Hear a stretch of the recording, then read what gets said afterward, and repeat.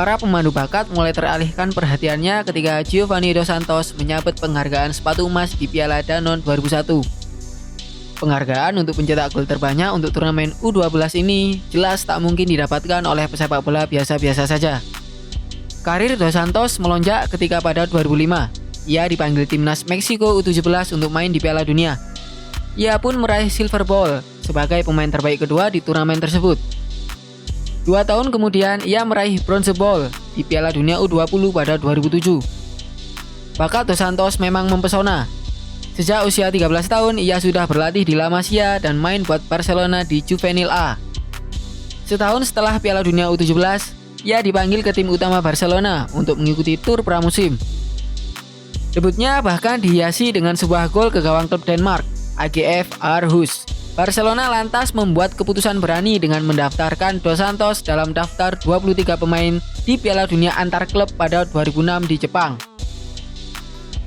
Debut kompetitif Dos Santos buat Barcelona terjadi pada 2 September 2007 pada usia 18 tahun 114 hari.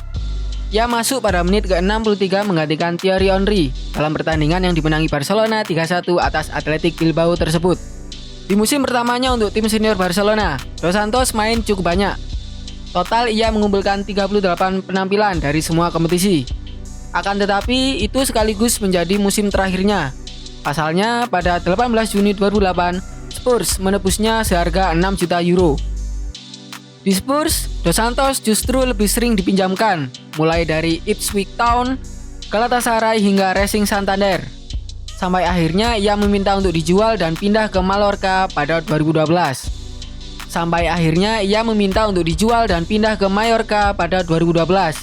Setelah Mallorca, Dos Santos hijrah ke Villarreal, LA Galaxy, dan kini membela kesebelasan Meksiko, klub Amerika. Hampir tidak ada kejutan berarti dari pemain yang digadang-gadang menjadi wonderkid di masa depan ini. Apa yang sebenarnya terjadi? Dalam tulisannya di Goal, John Arnold berkesimpulan kalau Dos Santos kehilangan motivasi untuk bermain dan kesulitan menemukan posisi terbaiknya. Ini yang membuat Dos Santos tak kunjung berkembang. Semua orang setuju Giovanni Dos Santos punya bakat. Sayangnya buat Dos Santos, semua orang juga setuju kalau dia tak akan pernah bisa meraih bakatnya secara penuh, tulis Arnold. Hal senada juga diakui Jesus Ramirez yang melatih Dos Santos di Piala Dunia 2017. Menurutnya, Dos Santos punya bakat tapi agak tertahan. Padahal apa yang ia tunjukkan bersama Carlos Vela di lini serang amatlah luar biasa. Permainan Dos Santos tak konsisten di Eropa. Ia berkelana ke sana kemari sampai akhirnya di usia yang matang, 26 tahun, ia malah pindah ke MLS. Kepindahan ini seperti sebuah pernyataan kalau karirnya sudah habis. Ditambah lagi di LA Galaxy, ia bukanlah pilihan utama. Siapa yang salah dalam inkonsistensi Dos Santos? Si pemain atau klub? Arnold menulis kalau ini bisa diperdebatkan. Namun ia menggarisbawahi bahwa sulit bagi klub untuk menempatkan pemain yang entah di mana posisi terbaiknya. Posisi terbaik Dos Santos sebenarnya sebagai second striker. Akan tetapi, klub yang ia bela umumnya tak memiliki posisi ini. Hal ini bikin Dos Santos menjalani berbagai peran. Misalnya saja sebagai pengatur serangan. Olah bolanya mengagumkan, tapi ia tak bisa menghadirkan peluang. Saat dipindahkan ke sayap sebagai inverted winger, Dos Santos lebih banyak bergerak ke dalam untuk mencari bola atau membuat peluang untuk dirinya sendiri. Secara permainan, Dos Santos juga inkonsisten. Pada 2016, ia mampu membuat 14 gol dan 12 assist dari 28 penampilan. Namun, 2 musim kemudian, ia cuma mencetak 3 gol dan memberi 2 assist.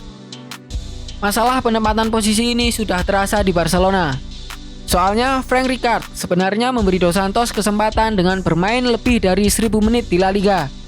Dos Santos diperlukan untuk mengeksploitasi area sisi lawan, tapi ia malah sering masuk ke dalam tempat Lionel Messi beroperasi. Ini yang buat Dos Santos kalah tenar dengan Bojan Krkic yang bisa mengisi peran tersebut dengan baik. Saat pindah ke Spurs, cobaan kembali datang karena transfer Dos Santos bersamaan dengan kedatangan Luka Modric yang bertahun-tahun kemudian kelak menyabet penghargaan Ballon d'Or. Inkonsistensi di atas lapangan membuat kehidupan pribadinya mendapatkan sorotan. Ia dianggap tak terlalu fokus pada sepak bola dengan lebih senang menghabiskan waktu di dunia malam. Julukan Party Boy pun tersemat padanya. Motivasinya pun dipertanyakan, soalnya ketika main untuk Villarreal, Dos Santos malah memilih menyeberangi Atlantik dengan membela LA Galaxy. Padahal ia main rutin di Villarreal dengan total 73 penampilan dari 2 musim. Apa yang terjadi pada Dos Santos di level klub memang memprihatinkan. Namun hal kontras terlihat di level timnas. Bagaimana tidak? Dos Santos justru tampil sensasional buat L3. Dos Santos meraih 3 trofi Gold Cup dan meraih MVP untuk gelaran 2009. Meski begitu, Dos Santos tak menyesali kepindahannya ke MLS. Kepada ESPN Meksiko, ia mengaku bahagia dengan keputusan yang telah ia ambil. Aku bangun di pagi hari dan aku bahagia, dan itulah yang penting buatku pada akhirnya. Aku menyapa keluargaku, saudaraku, orang tuaku. Kebahagiaanku tak ternilai harganya, kata Dos Santos.